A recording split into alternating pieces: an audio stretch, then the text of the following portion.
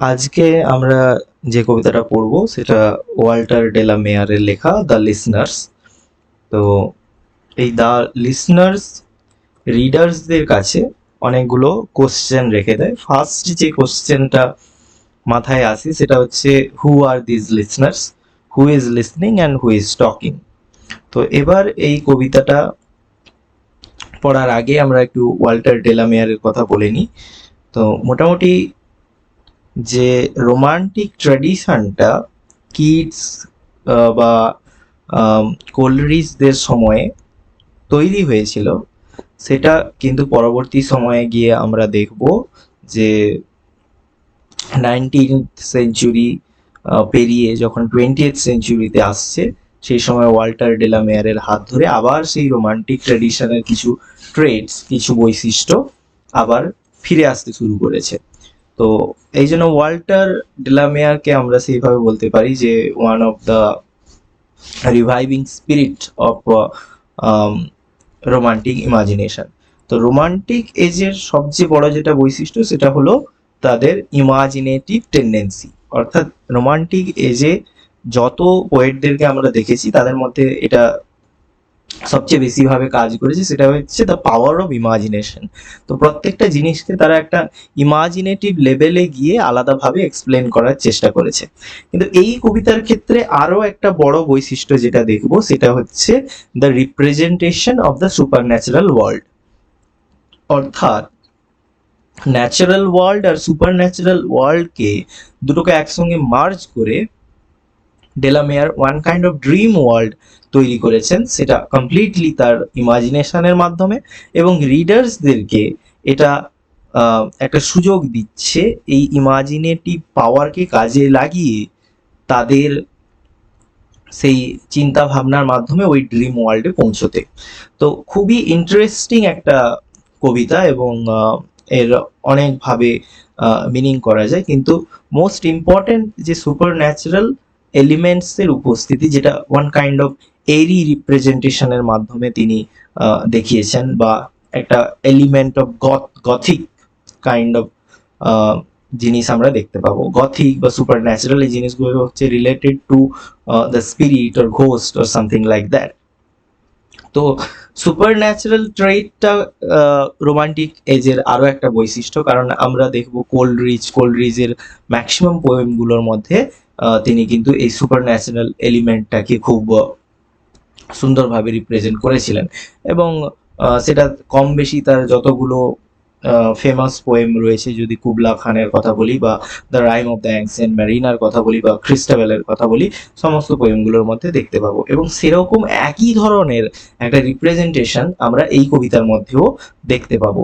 তাই জন্য আমরা বলতেই পারি যে ওয়াল্টার ডেলামেয়ারের হাত ধরে আবার কিন্তু রোমান্টিক ট্রেডিশনের সেই ট্রেডগুলো আবার ইংরেজি সাহিত্যে ফিরে এসেছিল। তো এবারে আমরা যদি পোয়েমের মধ্যে চলে যাই, তাহলে পোয়েমটা শুরু হচ্ছেই খুব অতর্কিত অবস্থায়, একদম বলতে গেলে যে হয়তো মাঝামাঝি ভাবে শুরু হয়ে যাচ্ছে এরকম আমরা বলতে পারি। তার কারণ হচ্ছে প্রথম লাইনেই বলছেন, is there anybody there said the traveller. তাহলে কে এই ট্রাভেলার, এই ট্রাভেলার কোথায়, আমরা কোনো কিছুই কিন্তু এখনো জানি না। কিন্তু পোয়েমটা শুরুই হচ্ছে এইভাবে, যেখানে বলছে, is there anybody there said the traveller knocking on the moonlit door and his horse in the silence champed the grasses of the forest ferny floor.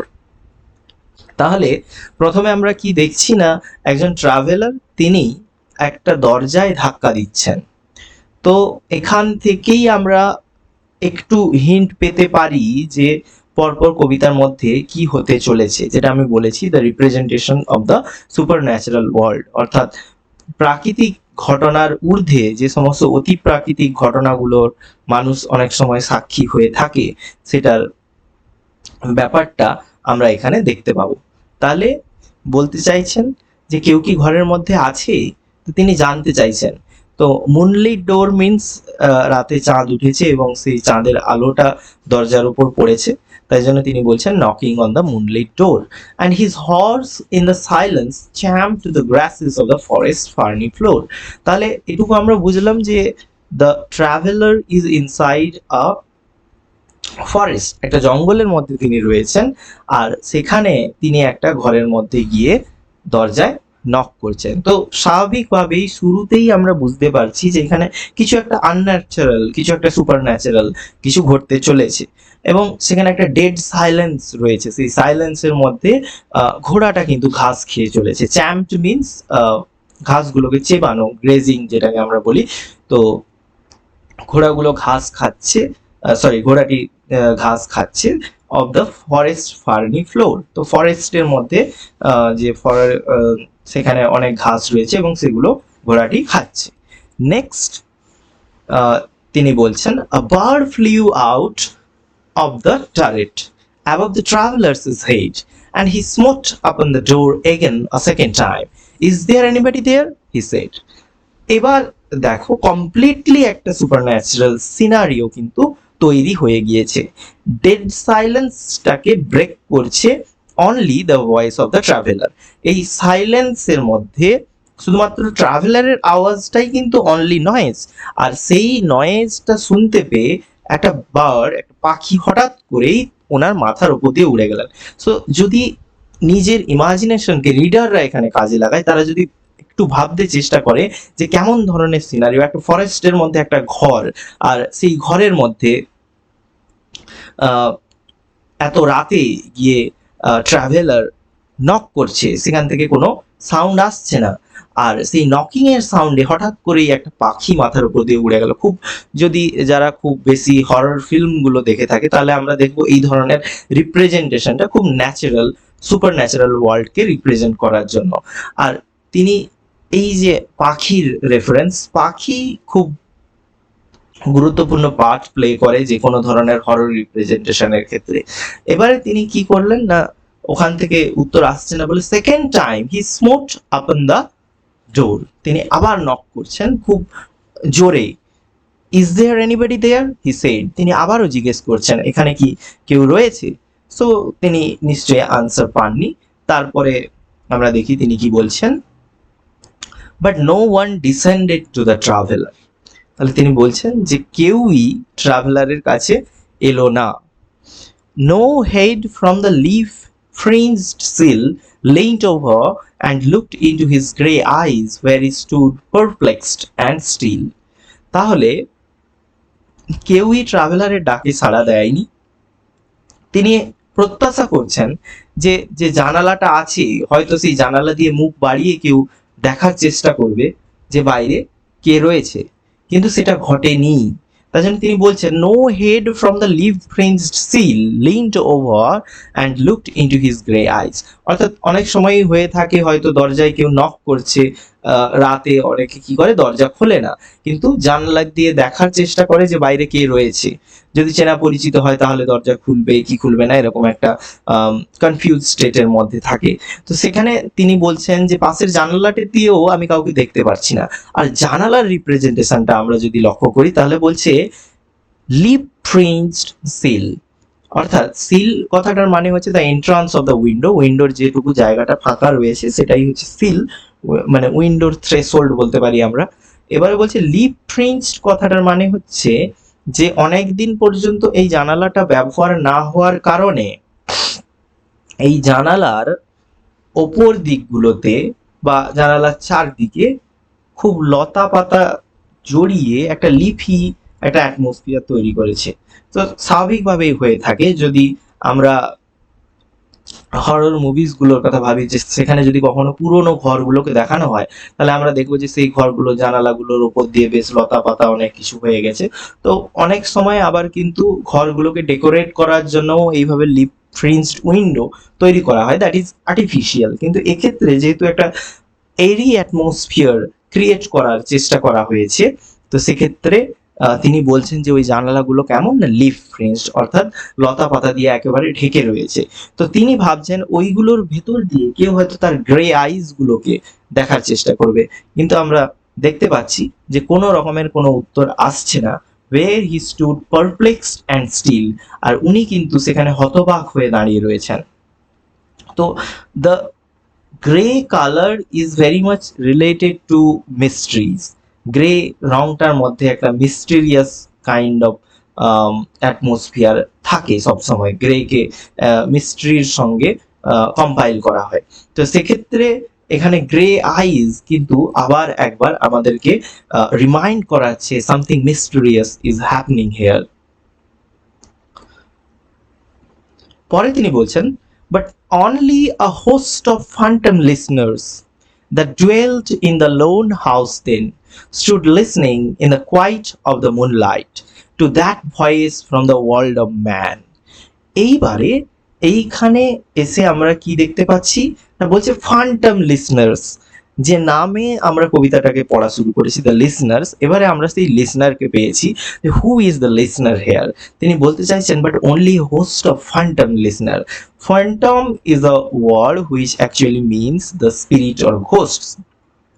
এবারে তিনি বলতে চাইছেন যে এখানে কেবলমাত্র কিছু ভুতুড়ে শ্রোতা রয়েছে যারা ওই ডাকটাকে শুনছে। that dwelt in the lone house then, আর এই একাকী ফাঁকা এই ঘরটাতে তারাই বোধহয় বাস করে।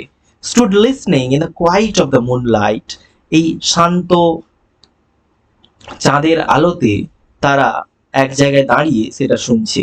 to that voice from the world of man, আর এখানে দেখো দুটো ওয়ার্ল্ডকে যে একসঙ্গে জাক্সটাপোজ করা হয়েছে, natural world and supernatural world, সেটা এই লাইনের মাধ্যমে আমরা বুঝতে পারছি। To that voice from the world of man, অর্থাৎ the traveller's voice is the only voice which is from the human world and there is no other voice at all, and only we can find the phantom listeners there. So the listeners are hearing in the quiet atmosphere but they are not answering, so only the representative of human world is the traveler there. তাহলে এই ট্রাভেলারই কেবলমাত্র সেখানে human ওয়ার্ল্ডকে represent করছে, আর বাকি কিন্তু super natural elements, যেগুলো আমাদেরকে একটা হরর, একটা হরিফিক একটা সিনের একটা সেন্স দিচ্ছে। আর আমি আগেও বলেছি যে ওয়ান কাইন্ড অফ ইমাজিনেশনের মাধ্যমে তিনি কিন্তু একটা ড্রিম লাইক অ্যাটমসফিয়ার তৈরি করছেন। তাহলে একবার আমরা যদি এটাকে ইমাজিন করার চেষ্টা করি যে তিনি বারবার দরজায় ধাক্কা দিচ্ছেন কিন্তু সেই জায়গা থেকে কোনো রকম কোনো উত্তর তিনি পাচ্ছেন না, এবং সেখানে তিনি ধাক্কা দিচ্ছেন, হয়তো ভেতরে কেউ শুনছে। এর পরবর্তী রিপ্রেজেন্টেশনগুলোতে আমরা দেখব যে কিভাবে আরো বেশি হরিফিক হয়ে উঠছে এটা। stood thronging the faint moonbeams on the dark stair that goes down to the empty hall, hearkening in an ear tired and sickened by the lonely traveler's call. তাহলে আগের লাইনগুলোর সঙ্গে সামঞ্জস্য রেখে তিনি আবার বলছেন stood thronging the faint moonbeams on the dark stairs, তাহলে ওই অন্ধকার সিঁড়িগুলোতে তারা হয়তো একসঙ্গে দাঁড়িয়ে রয়েছে। সো এটা খুবই হাইলি ইমাজিনেটিভ। তিনি কিন্তু দরজায় ধাক্কা দিয়েছেন, তিনি ভেতর থেকে কোনো সাউন্ড পাচ্ছেন না। তো এখানে পোয়েট তার ইমাজিনেশনে বলছেন যে ওই সিঁড়িগুলোর কাছেই বোধহয় তারা একসঙ্গে জড়ো হয়ে দাঁড়িয়ে রয়েছে। আর কি করছে না, কোন সিঁড়িটার কাছে? That goes down to the MT হল। ওই সিঁড়িটা কোথায় গেছে না, একটা এমটি হলের দিকে নেমে গেছে, আর তার স্টেয়ারগুলো ডার্ক, অর্থাৎ ভেতরে আলো পৌঁছাচ্ছে না, বা যদিও পৌঁছে থাকে সেটা খুবই খুবই কম। তাই জন্য বলছেন ফেইন্ট মুনবিমস, অর্থাৎ মুনবিমসটা হয়তো পৌঁছানোর চেষ্টা করছে কিন্তু খুব অল্প পরিমাণে সেখানে পৌঁছাতে পেরেছে, যেটা স্টেয়ারের ডার্কনেসটাকে রিমুভ করতে পারেনি। এবার বলছে hearkening in an air stirred and shaken by the lonely traveller's call, আর সেখানকার যে এয়ার, সেই ডেড সাইলেন্সে সেই এয়ারটা সেকেন্ড না, টায়ার হচ্ছে কিসের মাধ্যমে?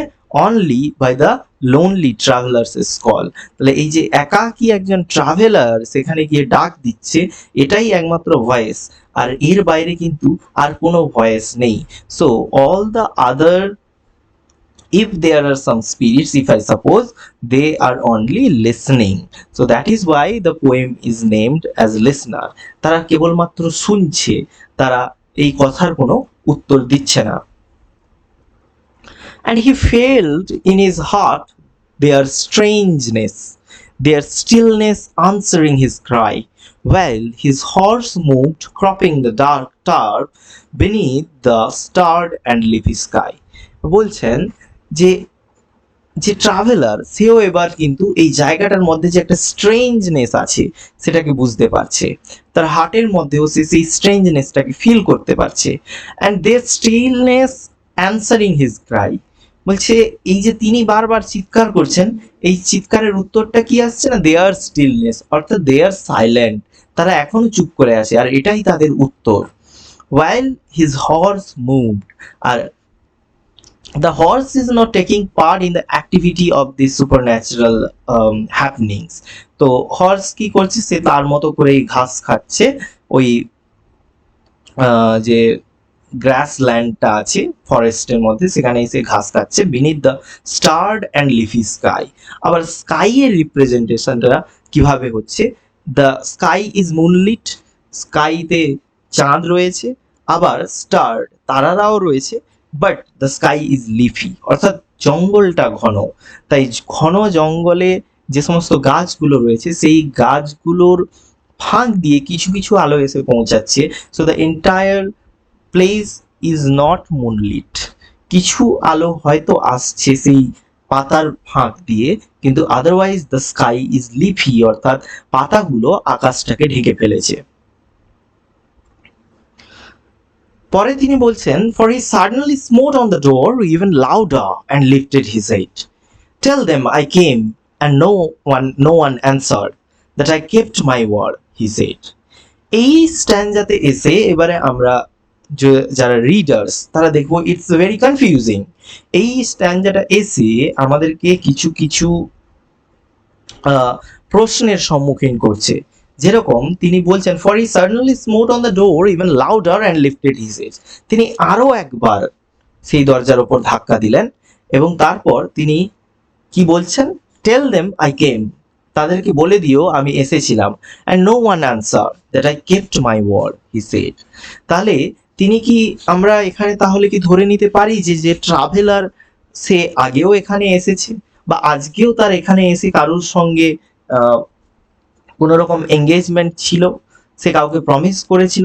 কারণ তিনি বলছেন টেল দেম আই কেম, তাদেরকে বলে দিও আমি এসেছিলাম, but the listeners are not answering at all, কেউ কোনো রকম উত্তর দিচ্ছে না। কিন্তু তারপরেও ট্রাভেলার বলছেন যে তুমি তাদেরকে বলে দেবে যে আমি কিন্তু এসেছিলাম, আর কেউ আমার কথার উত্তর দেয়নি, আমি কিন্তু আমার কথা রেখেছি। তো তিনি কাকে কথা দিয়েছিলেন, কি কথা দিয়েছিলেন, এর কোনো রকম উত্তর কিন্তু আমরা কবিতার মধ্যে পাবো না।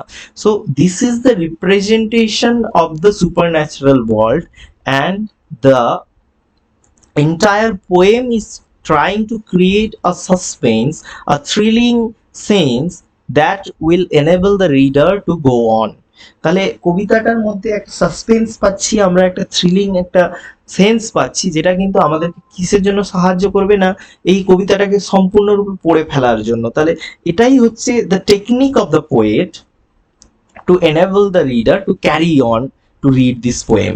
ঠিক আছে, তিনি আবার একটা সাসপেন্স ক্রিয়েট করলেন, যে কোশ্চেনগুলো রিডার্সদের কাছে রেখে দিলেন, যে who is that traveller, why is he again and again knocking at the door when there is no answer, কোনো উত্তর না থাকা সত্ত্বেও তিনি বারবার কেন দরজায় ধাক্কা দিচ্ছেন। এই ধরনের প্রশ্নগুলো কিন্তু রিডার্সদের কাছে থেকেই যাচ্ছে। Nevertheless, Tyre made the listeners, though every word he spake fell echoing through the shadowiness of the still house from the one man left awake. তাহলে তিনি কি বলছেন, Nevertheless, Tyre made the listeners, তাহলে এই এত ডাক এত কিছু, সেগুলোতে কিন্তু লিসনার যারা রয়েছে তাদের কোনো রকম কোনো পরিবর্তন আমরা দেখতে পাবো না। Though every word he spake, spake is actually an archaic form of speak. Speak এর খুব আর্কেইক ইউজে আমরা স্পেক কথাটা পাই, যেটা এখন ইউজ করা হয় না কিন্তু আগে ইউজ হতো। Fail ইকোয়িং through the শ্যাডোইনেস of the still house, যে কেবলমাত্র ট্রাভেলারের ভয়েসটাই যেন বারবার ইকো হচ্ছে সেখানে। Are from the one man left awake, and only one man is there who is actually awake, and that is the traveler. তাহলে কেবলমাত্র ট্রাভেলারকেই আমরা সেখানে হিউম্যান ওয়ার্ল্ডের রিপ্রেজেন্টেটিভ পাচ্ছি যে জেগে রয়েছে, and the entire world there as if sleeping, আর বাকিরা যেন সেখানে ঘুমিয়ে রয়েছে। They heard his foot upon the stirrup, and the sound of iron on stone, and how the silence surged softly backward when the plunging hoops were gone. তাহলে finally আমরা দেখব যে the listeners are actually watching the traveler to leave from there. তাহলে শেষ পর্যন্ত কিন্তু তারা দেখতে পাচ্ছে যে ট্রাভেলার চলে যাচ্ছে। কিভাবে তারা সেটা বুঝতে পারছে? They heard his foot upon the stair up হচ্ছে the iron hooks which actually helps the rider to ride the horse. ঘোড়ায় চাপার জন্য দুদিকে স্ট্যান্ড দেওয়া থাকে ওঠার সুবিধার জন্য, ওগুলোকেই বলা হয় স্টায়ার আপ।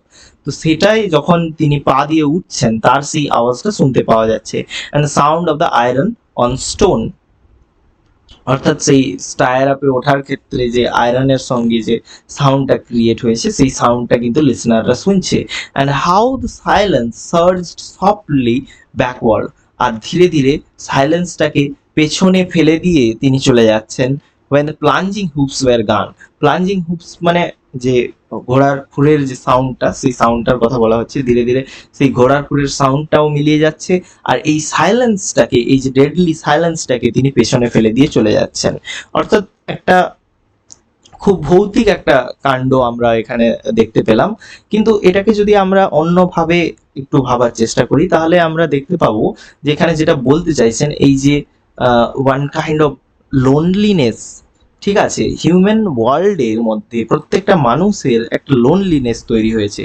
মানুষ তাদের প্রশ্নগুলোর উত্তর পাচ্ছে না, they are not getting the answers of their queries. এটা ওয়ান কাইন্ড অফ ইন্টারপ্রিটেশন। আবার আমরা এইভাবেও বলতে পারি যে সুপার ন্যাচারাল ওয়ার্ল্ডে তার উত্তর কেউ দিল না।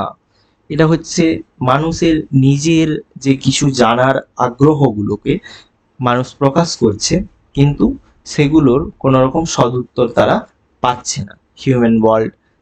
হিউম্যান ওয়ার্ল্ডে তার কোনো উত্তর নেই, ঠিক আছে। তো এখানে যেন কবি এটাই বলতে চাইছেন যে মানুষ সব কিছুর উত্তর পেতে পারে না। কিছু কিছু ক্ষেত্রে তারা যতই চেষ্টা করুক না কেন, মানুষ যত হার্ডই ট্রাই করুক না কেন, তারপরেও আমরা দেখতে পাবো যে তাদের কিছু কোয়ারিজ কখনোই মেটে না। তো এটা হচ্ছে ওয়ান কাইন্ড অফ ইন্টারপ্রিটেশন। তো মোটামুটি আমরা এখানে একটা যে খুব হরর এলিমেন্টস গুলো পেয়েছি, that is very much important. Entire পোয়েমটার মধ্যে দিয়ে একটা হরিফিক ওয়ার্ল্ডকে তিনি রিপ্রেজেন্ট করেছেন এবং রিডারদেরকে তিনি একটা ইমাজিনেশনের লেভেলে নিয়ে যাওয়ার যে একটা পরিকল্পনা করেছেন সেটা অনেকটা বেশি অসাধারণ। কারণ এই পুরো কবিতাটাই কিন্তু ইমাজিনেশনের মাধ্যমেই পড়তে হবে। তার কারণ হচ্ছে প্রত্যেকটা লাইনে তিনি যে ডেসক্রিপশনটা দিচ্ছেন সেই ডেসক্রিপশনটা হিউম্যান মাইন্ডে স্ট্রাইক করবে এবং সেই ইমাজিনেশনে তাকে যেতে হবে সেই ওয়ার্ল্ডে যেখানে এই জিনিসগুলো ঘটছে।